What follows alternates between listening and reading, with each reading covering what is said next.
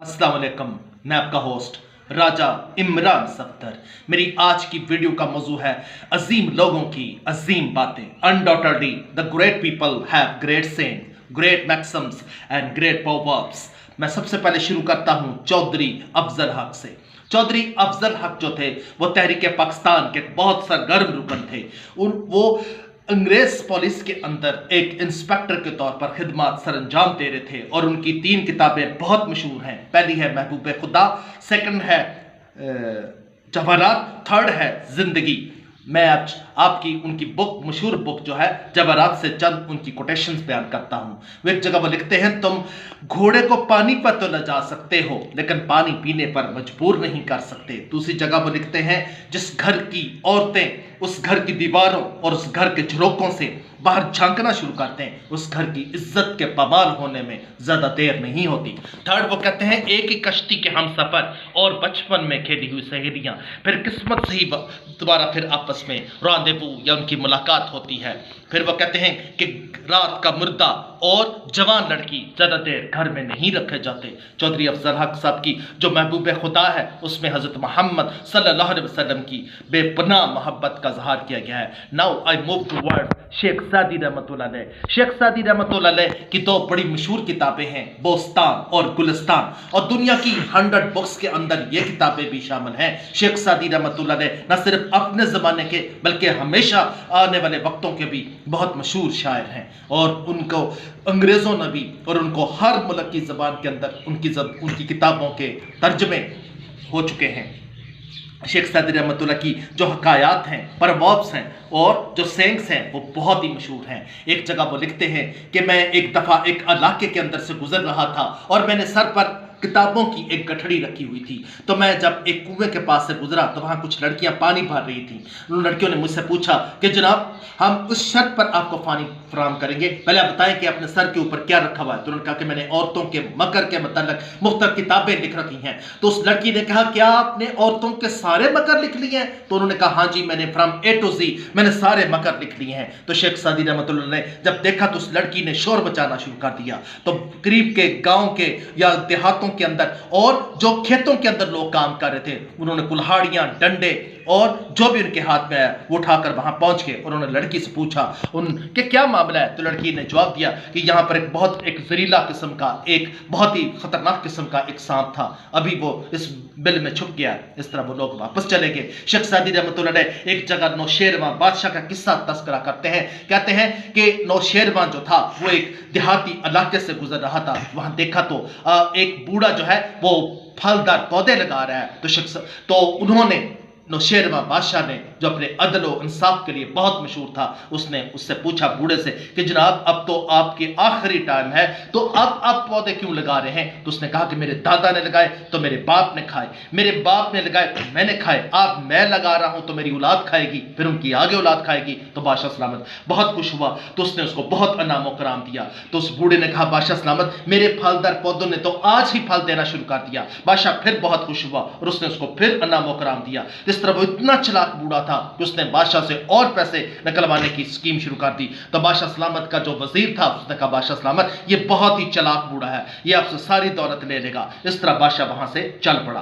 तो शेख सादी रहमतुल्लाह फरमाते हैं कि जिस मुल्क का एक बादशाह एक बाग से एक अनार तोड़ता है तो उसके साथ वाली फौज जो होती है वो उस अनार का बाग का सारे बाग का सत्यानाश कर देता है। इसका मतलब शेख सादी रहमतुल्लाह की हकायात जो हैं वो इतनी ज़्यादा मशहूर है कि आज पूरी वर्ल्ड के अंदर उनको विजडम, उनको अक्लमंदी की एक सिंबॉलिक के तौर पर लिया जाता है। Now I move to words. मैं अब लिबनान, बैरूत का एक बहुत ही मशहूर असाई फिलोसफर खलील जिब्रान खलील की तरफ जाता हूँ। लिबनान वही एक मुल्क है जहाँ पर इजराइल ने बहुत ज़्यादा बम्बार्डमेंट की है और बैरूत शहर जो है उसको सिटी ऑफ होटल्स कहते हैं। खलील जिब्रान खलील ने बहुत ज़्यादा अफसाने और बहुत ज़्यादा कहानियां लिखी हैं और उन्हें अपने मुल्क से बहुत ज़्यादा प्यार था। एक जगह वो लिखते हैं कि ज़रूरी नहीं कि हुस्न महल्लों में हो, बाद दफ़ा झोंपड़ियों में पल के भी जवान होता है। फिर वो एक जगह लिखते हैं कि अगर तूने अपने पड़ोसी की फौतगी पर अगर तुमने ज़रक परक लिबास पहना है, तूने बहुत भड़कीला और बड़ा کہ بڑا رنگین قسم کا لباس پہنا ہے تو کل اپنے بیٹے کی شادی پر تیرے پاس چیتھڑے ہوں گے. اس کا مطلب ہے جو خلیل جبران خلیل تھے ان کا جو طرز بیان ہے اور ان کی جو گفتگو ہے اور ان کا جو اظہار خیال ہے وہ بہت کلاسک ہے اور پوری ورلڈ کے اندر ان کی کوٹیشن جو ہے وہ ہر زبان زد و عام خاص پر ہے. Now I move towards Machiavelli. Niccolò Machiavelli was a very famous Italian philosopher and scholar, particularly from the political point of view.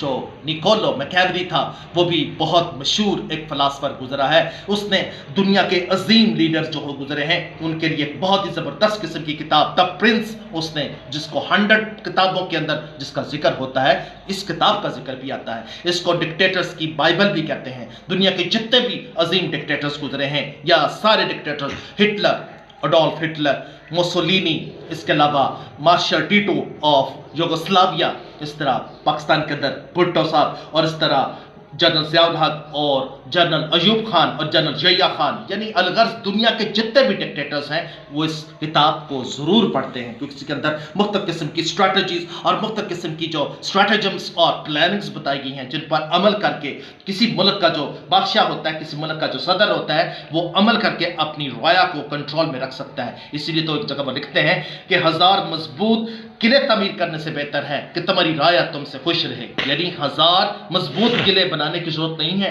اپنے رعایا کو اس طرح خوش کر دو کہ وہ رعایا جو ہے وہ آپ کے ہاں میں ہاں ملانا شروع کر دے. Now I move towards Einstein is equal to M C square. Einstein جو ہے وہ بھی دنیا کا بہت مشہور ایک سائنٹسٹ گزرا ہے جس کا اصل وطن جو تھا وہ جرمنی تھا. پھر جرمنی سے وہ ہجرت کر کے امریکہ آ گیا اور آئنسٹائن نے پہلا اٹامک بم بنانے میں اس نے بہت اہم کردار ادا کیا.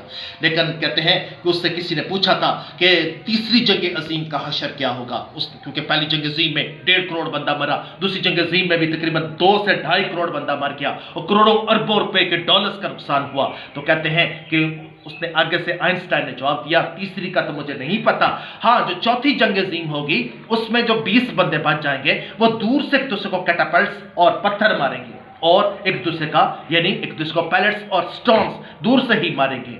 تو اس کا مطلب ہے جو آئنسٹائن ہے is one of the most famous scientists of the world. Now I move towards Richard Nixon. Richard Nixon اس وقت امریکی نائب صدر تھا, یعنی he was the second president of USA United States of America. اور اس کی بہت مشہور کتاب ہے لیڈرز یعنی میری یادداشتیں. اس میں وہ ایک جگہ لکھتے ہیں کہ میں Churchill sir Winston Churchill great prime minister of England کو ملنے گیا تو میں نے ان سے پوچھا کہ جناب اب تو آپ بوڑھے ہو گئے ہیں کہ why are you weeping now? You are the hero of the first world war and the second world war.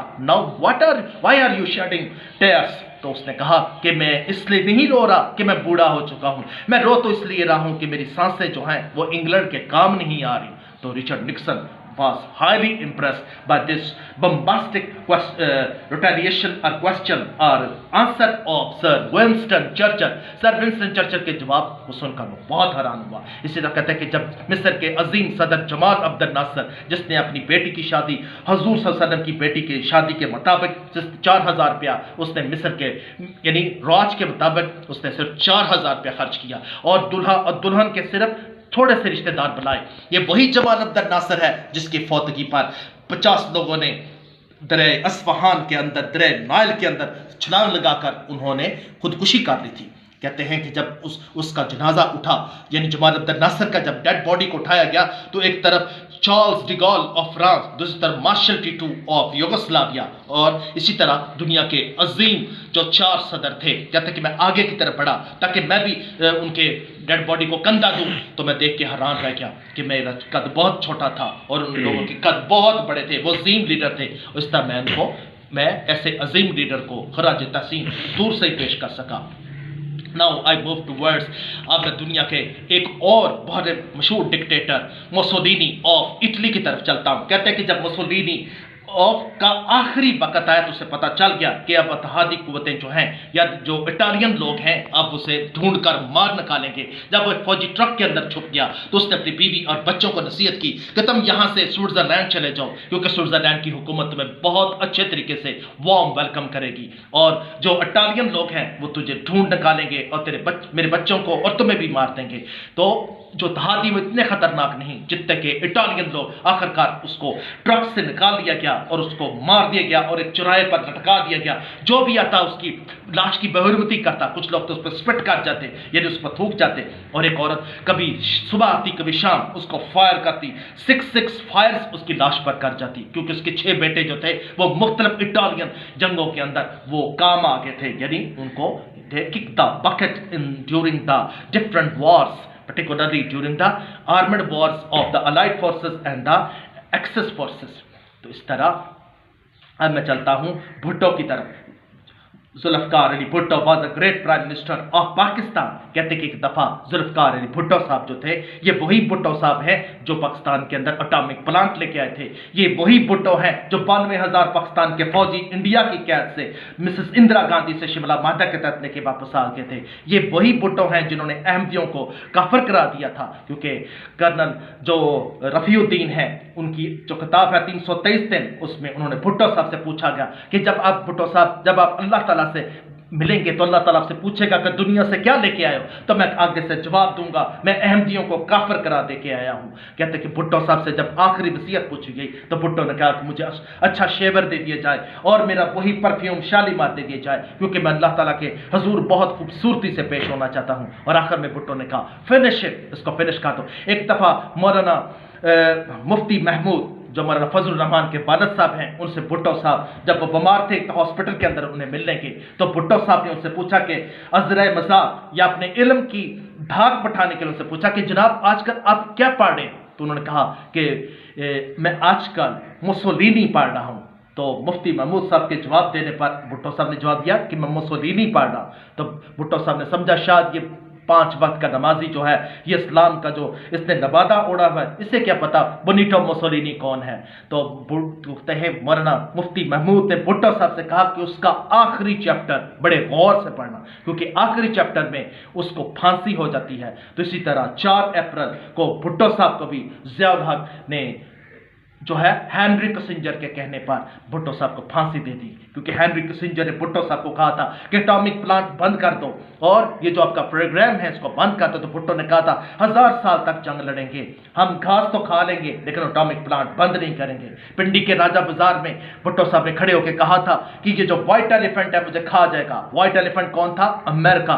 तो हेनरी किसिंजर ने भुट्टो को धमकी दी, फिर तुम्हें हम मशरक और मगरब के लिए काबिल इबरत बना देंगे। और आखिरकार भुट्टो साहब को उन्होंने हैंग कर दिया। भुट्टो तो वो बहुत अजीम लीडर था जिसने सारी दुनिया के लीडर्स को लाहौर में एक प्लेटफॉर्म पर लेके आया था इस्लामी सरबराही कॉन्फ्रेंस के मौके पर। और भुट्टो साहब एशियन जो डेवलपमेंट बैंक है वो लाहौर में या इस्लामाबाद में कायम करना चाहते थे। आखिर में मैं आपसे यही रिक्वेस्ट करता हूं कि subscribe my channel and like it. और अगर आपको मेरी ये मालूमात अगर आपकी मालूमात में इजाफा हुआ है और अजीम लोगों की अजीम बातें जानने में आपको काफ़ी ज़्यादा यानी नॉलेज में इजाफा हुआ है तो subscribe my channel and like it. खुदा हाफ़िज़, विश यू गुड लक।